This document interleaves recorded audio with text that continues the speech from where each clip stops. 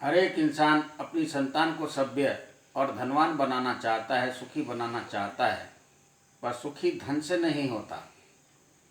जो भी सुखी होता है सभ्यता से होता है, एकता से होता है।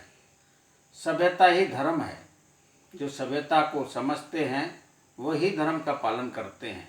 असभ्य इंसान तो पंथों के गुलाम होते हैं और पंथों के गुलाम भटकते हैं द्वार द्वार कि कहीं से मुझे सुख मिल जाए।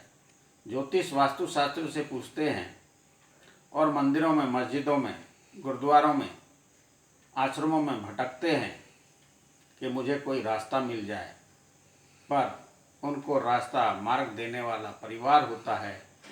परिवार के सिवा कोई भी मार्गदर्शक नहीं संसार में। हम जो पढ़ते हैं स्कूलों कॉलेजों में तो हम उसकी फीस भरते हैं, वैसे ही जहाँ पर भी हम ज्ञान पाने जाएंगे तो उसकी फीस भरनी पड़ेगी।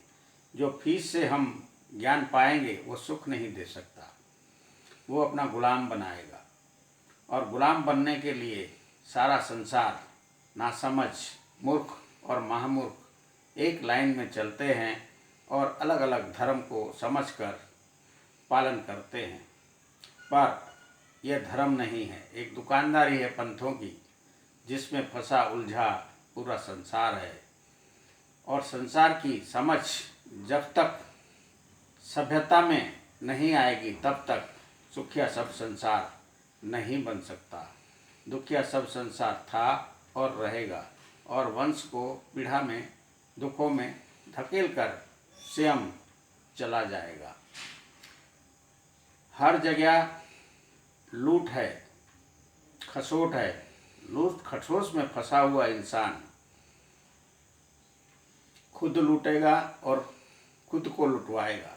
ये संसार का, असभ्य का यहाँ पर धर्म बना है। धर्म कभी नहीं सिखाता दूसरों की गलतियां निकालना। स्वयं को सुधारने में धर्म होता है, स्वयं को समझने में धर्म होता है।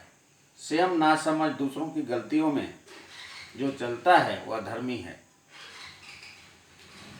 धर्म नहीं सिखाता किसी को लड़ना मारना, पर आज कोई भी धर्म की कथाएं, आज के ज़माने के धर्म की दुकानें, जो पंथ है वह क्या शिक्षा कराते हैं।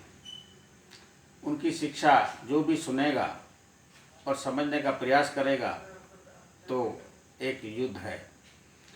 हर एक इंसान के जहन में एक युद्ध जन्म से है।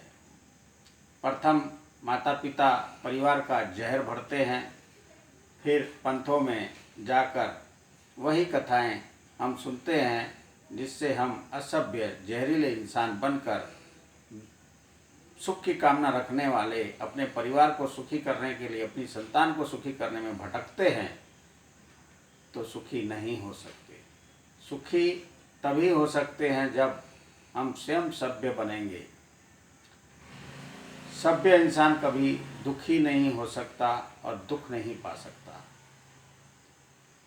हम ईश्वर की खोज में हैं। क्यों? ईश्वर को खोज कर क्या करेंगे? ईश्वर तो हर में रमन है।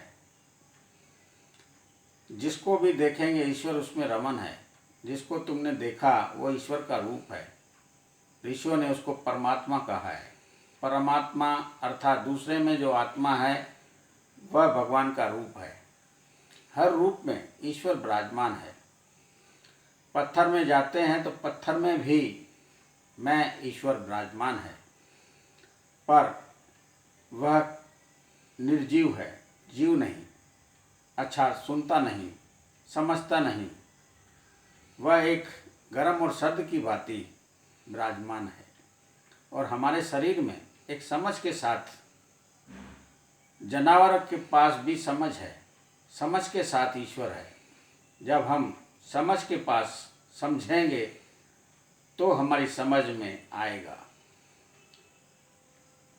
परिवार का सबसे बड़ा मित्र परिवार का भाई होता है, बहन होती है, चाचा, ताऊ, मामा, चाचा, जितने भी रिश्ते हैं नज़दीक के वो हमारे प्रेमी होते हैं और हमारा दुख सह नहीं सकते, जब जो दुख हमारा सह नहीं सकते उनसे हम जब मित्रता करेंगे तब हमारे सुखों का संसार होगा।